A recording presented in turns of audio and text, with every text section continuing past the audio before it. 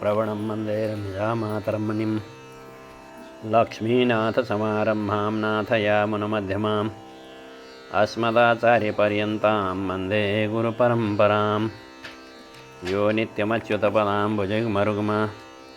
व्यामोहतस्तदितराणि तृणाय मेने अस्मद्गुरोर्भगवतोऽस्य दैकसिन्धो रामानुजस्य चरणौ शरणं प्रपद्ये। माता पिता युवतयस्तनया विभूति सर्वं यदेव नियमेन मनन्वयानान् आद्यस्य नः कुलपतेर्वकुलाभिरामं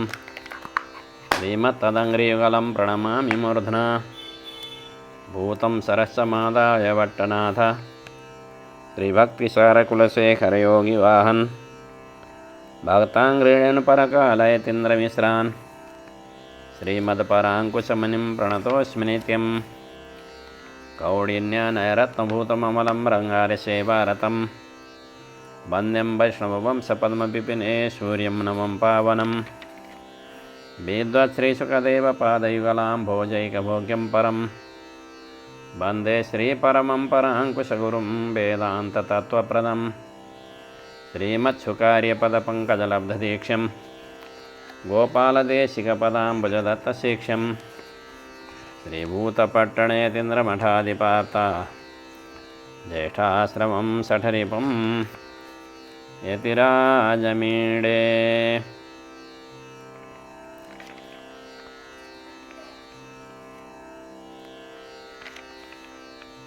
अकारण करुणा वरुणालय श्री भुवनीला नायक श्रीमन्नारायण भगवान को निर्हेतु कृपाले जीवात्मालाई मनुष्यको शरीर मिल्दछ। मनुष्यको शरीर प्राप्त गरेका बेलामा सबैभन्दा ठुलो पुरुषार्थ भनेको मोक्ष हो। मोक्ष प्राप्तिका लागि जीवात्माले प्रयत्न गर्नुपर्दछ। मोक्ष प्राप्तिका धेरै धेरै उपाय शास्त्रले बताएका छन् र विशेष गरेर कलियुगमा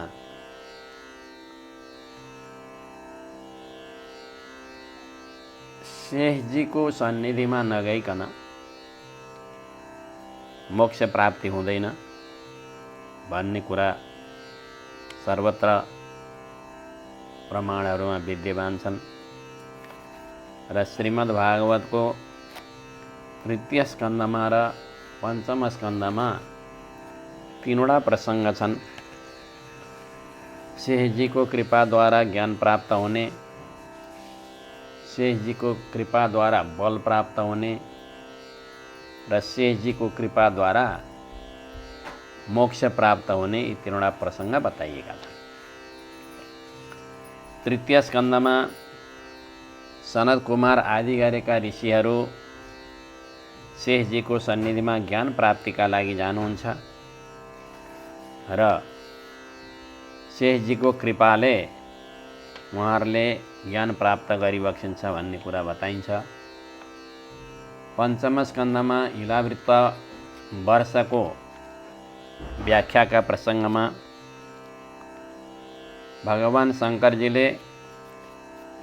शङ्कर्षण भगवानको उपासना गरेको प्रसङ्ग आउँछ। शङ्कर्षण भगवान भनेको शेषजी हुनुहुन्छ र तृतीय स्कन्धमा ज्ञान प्राप्तिको साधन शेषजीको कृपा हो भनेर बताइयो भने यो शङ्कर्षण भगवानको उपासनाको प्रकरणमा बल प्राप्तिको सामर्थ्य प्राप्तिको कारण पनि शेषजी हुनुहुन्छ भनेर भगवान शङ्करजीले बताइबक्सिन्छ र त्यहाँबाट अर्को प्रसङ्गमा प्रसङ्ग पञ्चम स्कन्धकै छ।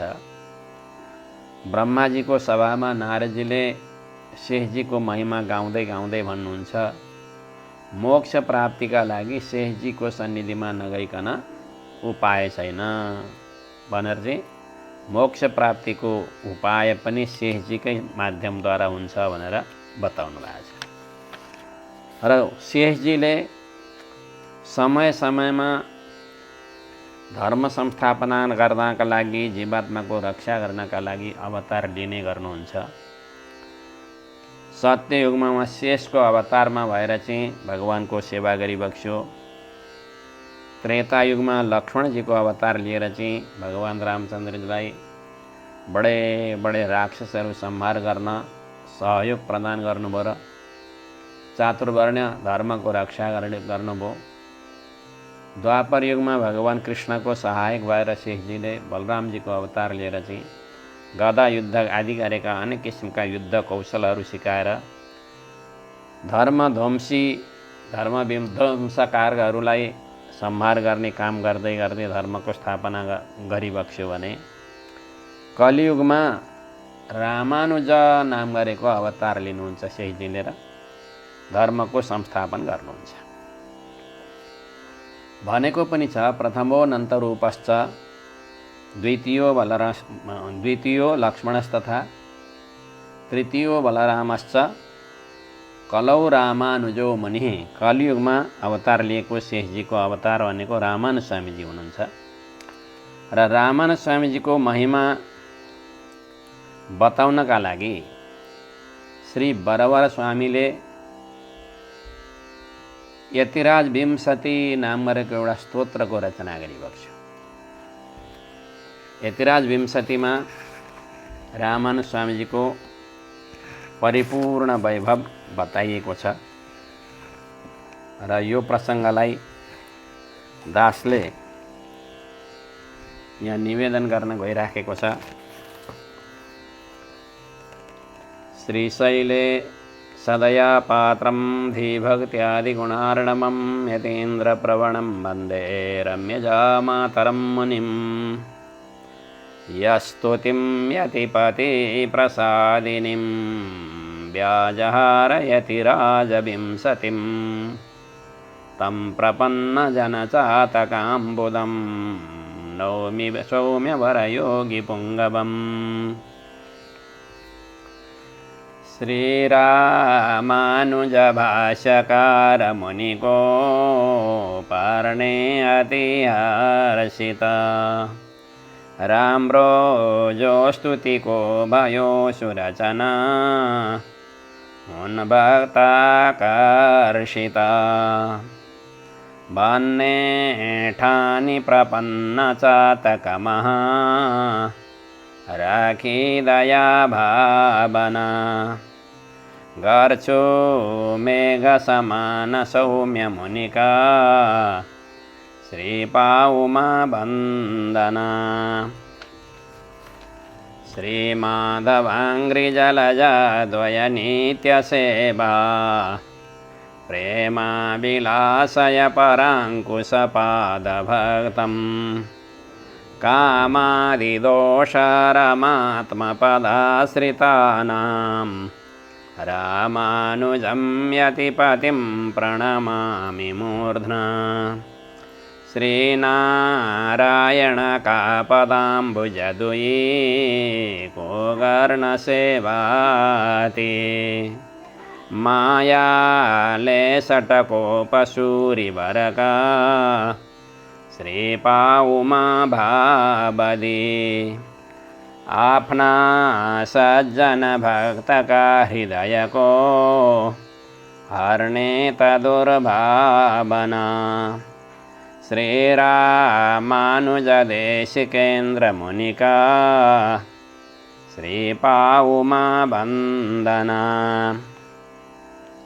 श्रीरङ्गराजचरणाम्बुजराजहंसं श्रीमदपराङ्कुशपदाम्बुजभृङ्गराजं श्रीवट्टनाथपरकालमुखाब्जमित्रं श्रीवत्सचिह्नशरणं यतिराजमीडे। श्रीरङ्गमहीपकाचरणको जो राजहंसये हुने। श्रीमान श्रीषटकोपकाचरणको उन्भृङ्गमायादिने। श्रीमान श्रीपरकालभट्टमुनिको फाक्राउने आनना। कूरे सादि मुनि सका गति हुने श्रीपाउमा बंदना वाचायतीन्द्रमनसा वपुषा च युष्मत पादारविन्दयुगलं भजतां गुरूणां कुराधिनाथ कुरु केशमुखाद्य पुंसां पादानुचिन्तनपरः सततं भवेयम् जाश्ले श्रीयतिराजकाचरणको गर्छन् सदा चिन्तना बाणीले तनुले विशुद्धमनले सेवा गरीरादिना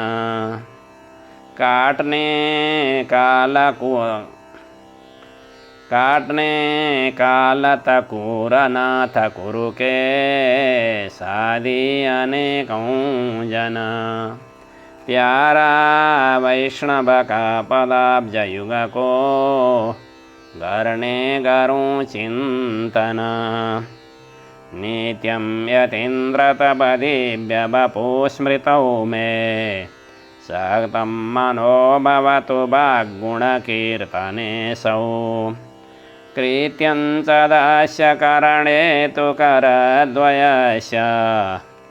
भृत्यन्तरेस्तु विमुखं करणात्रयं च हे रामानुज हे प्रभो हजुरका श्रीगाथको चिंतना गरणे चित्तबनोस् गरोस् गुणहरू वाणी सदा कीर्तना मेरा हाथ दुई बनुंदिन निशा सेवा महा अर्पिता वाणी चित्त शरीर वृत्ति हरुका लाग्दै लागुन् स्वता वाणी चित्त शरीर वृत्ति हरुमा लाग्दै न लागुन् स्वतः अष्टाक्षराख्यमनुराजपदत्रयार्था निष्ठां ममात्र वितराद्ययतीन्द्रनाथ शिष्टाग्रगण्यजनसेव्य भवत्पदाब्जे हृष्टास्तु नित्यमनुभूय ममास्य बुद्धिः श्रेयाटाक्षरमन्त्रराजौषका तिन पाउकारथमा निष्ठा सेवक को बनोस्मनमति भक्ष्योस् दयालो मम ज्ञानी सज्जन वृंद सेव्य प्रभुका श्रीपाउको हर्दिना गर्दये चिंतन हृष्टउन् हृदयमा आनन्दमानेकना अल्पापि मे न भवदीयपदाब्जभक्तिः शब्दादिभोगरुचिरान्वहमेधतेह मदपापमे बहि निदानममुष्य नान्यत तदवारयार्ययतिराजदैकसिन्धो हे रामानुजनाथ का चरणमा थोरैनता भक्ति छ शब्द स्पर्शरसादि भोग्यचिजमा श्रद्धा सधैँ बढ्दछ मेरै पाप निमित्त भइकन सदा बढ्दा रहेछन् अहो पारिबक्सनुहोस् विनाश अघट्यो सम्झेर आफ्नो प्रभो भृत्या पशुर्नरवपुस्त्वहमीदृशोऽपि श्रुत्यादिसिद्धनिखिलात्मगुणाश्रयोऽयम् इत्यादरेण कृतिनोऽपि मिथः प्रवक्तुम् अद्यापि वञ्चनपरोऽत्र यतीन्द्रवर्ते वृत्तिलेतपशुसमाननरको कायाच्छमेरोतर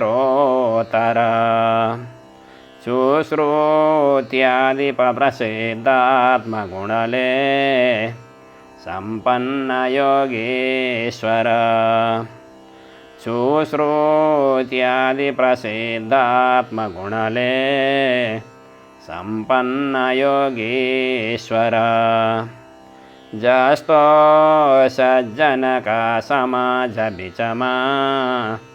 प्रख्यातबन्धै सदा गर्णे वञ्चनमात्रहेयतिपते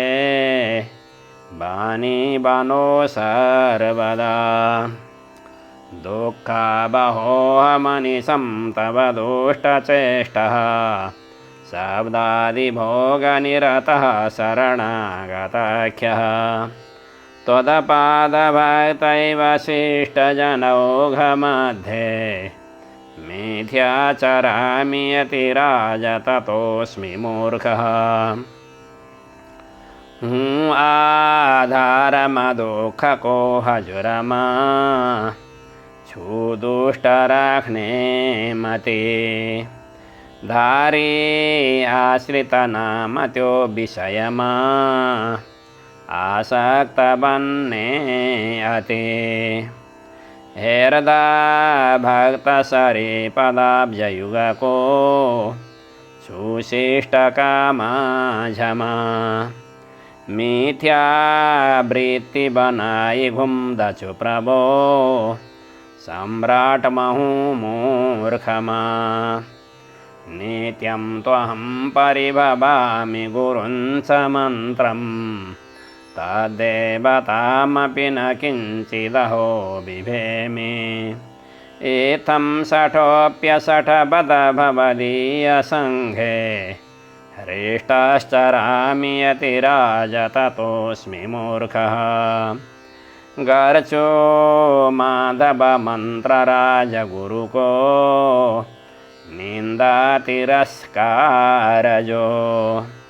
श्रीनारायणको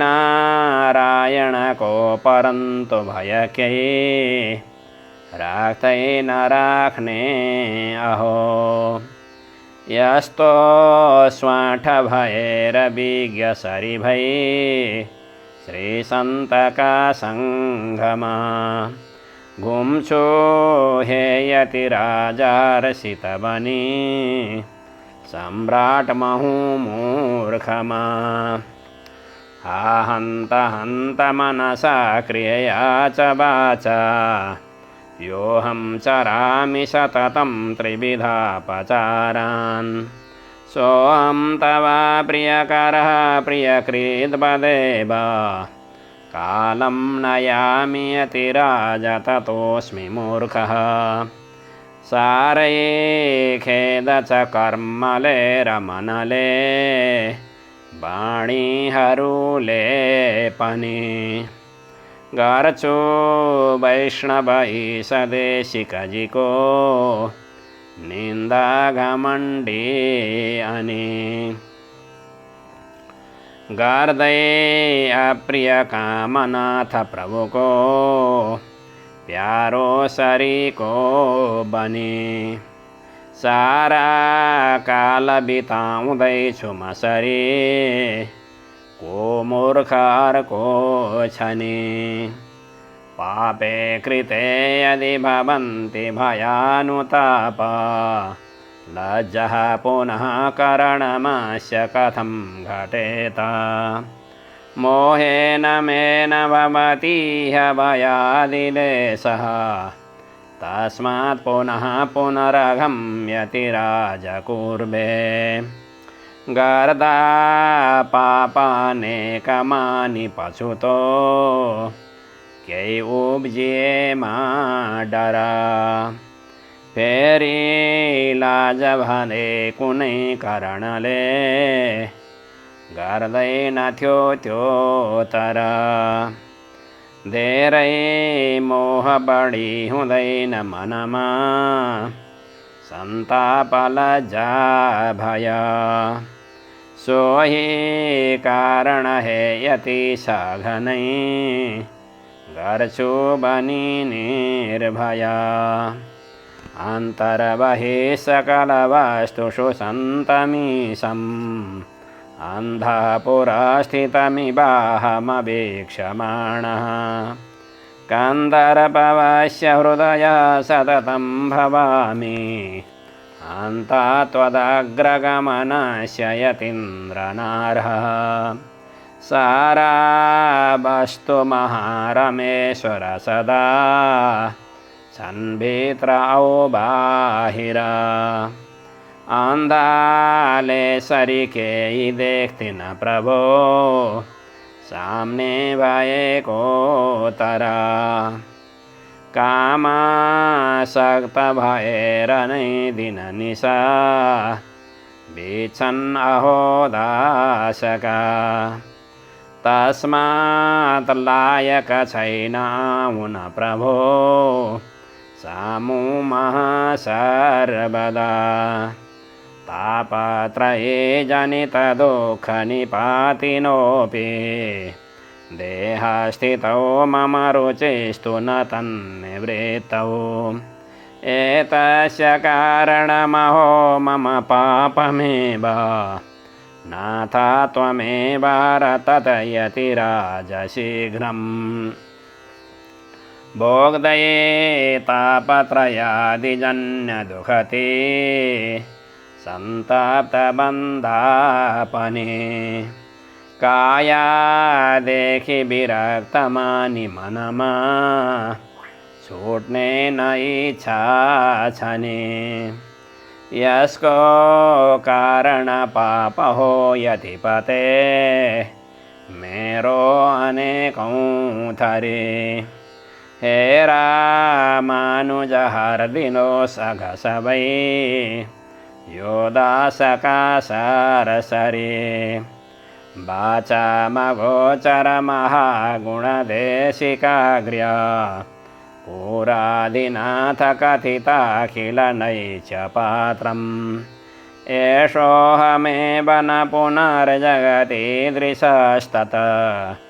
रामानुजार्य करुणैव तु मदगतिस्ते वाणी लेखः दास किन्न गुणका खानी अनेकौं थरी जुन कुरेश्वरले भने जति कुनै नैचानुसन्धानति छैनन् रत्ति मम मझै जन कुनै पापिष्ठ पाइन्छ र माया नै यति भूपको अगतिका यसको हुने आश्रय शुद्धात्मया मुन गुरु तमकूरनाथ भट्टाख्यदेशिकवरोक्त समस्तनैत्यम् आद्यास्ति सङ्कुचितमेहमयीयलोके आद्यास्ति सङ्कुचितमेव महीयलोके तस्माद्यतीन्द्रकरुणैव तु मदगतिस्ते शुद्धात्मा यति भूपया मुनजिका कुरेशभट्टार्यका वाणी छञ्जुन जीव जीवन हुने नैचानुसन्धानका अहिले स्वार्थविहीन सङ्कुचित भई यो लोकमा छन् मम तस्माद् गर्दछु हे यतीश्वर दया को नै भरोसा यहाँ शब्दादि भोग विषया रुचिरस्मदीया नष्टा भवात्विह भवाद्दयया यतीन्द्र त्वद्दासदासगणना चरमा बधौ यः तद्दासतैकरसता विरता ममास्तु शब्दस्पर्शरसादिका विषयमा आसक्तिबढ्दो जति अहिले नास बनोष्यति स प्रभुको पाएर मायाते गन्धा दासमहा छ अन्ति न जाउन् मन्नाथको दासजो उनका सेवनमा मरमोस् मन सदा आसक्त भइसको श्रुत्याग्रवेद्य निज दिव्यगुणस्वरूपः प्रत्यक्षतामुपगतास्त्विह रङ्गराजः वश्यः सदा भवति ते यतिराज तस्मात् सक्तः स्वकीयजनपापविमोचने त्वं जानिन्छन् गुणभास्वरूपजसका वेदान्तलेखे बला सन्प्रत्यक्षः जूरकादिननिशा श्रीरङ्गराट उज्ज्वला बस्ने जो बसमा सदा हजुरका मन्नाथ सो कारण सक्नु हुन्छ समस्त पापजनको संहार गर्नाकन कालत्रयेऽपि करणत्रयनिर्मिताति पापक्रियस्य शरणं भगवत क्षमैव सा च त्वयैव कमलारमणेऽर्थिता यत क्षेमः स एव हि अतीन्द्रभवाच्छ्रितानां तीनै कालमहातिनै करणले पापादिनाथरे गर्ने पामरको उपाय छ क्षमा श्रीनाथको बेसरी गर्दा बिन्ती रमेशमा हजुरले पापांश हुन्छन् क्षमा बक्सियोस् करुणा यतीश्वर मम कल्याण गर्ने यहाँ श्रीमन्यतीन्द्र तव दिव्यपदाब्जसेवां श्रीशैलनाथ करुणा परिणामदातां तामन्वहं मम विवर्धय नाथ तस्यः कामं विरोधमखिलं च निवर्तय त्वं हे मन्नाथ हजूरका चरणको सेवा मिलो दिव्यजो श्रीशैलेश्वर का दयार्द करुणा लेदासलाई अहो सेवा वृद्धि सदा प्रभो हजुरले अहिले गराई दिनोस् जो छन् चित्त महाविरुद्ध भवका दुर्वासना हार्दिनोस् विज्ञापनं यदिदमद्यतु मामखीनम् अङ्गीकुरुष्व यतिराजदयाम्बुरासे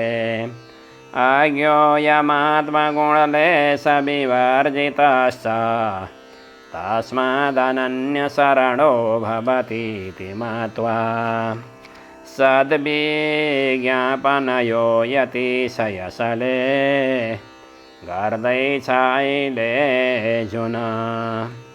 झट्टै सुन्दिनुहोस् दयामय गुरो साँचो विचारिकन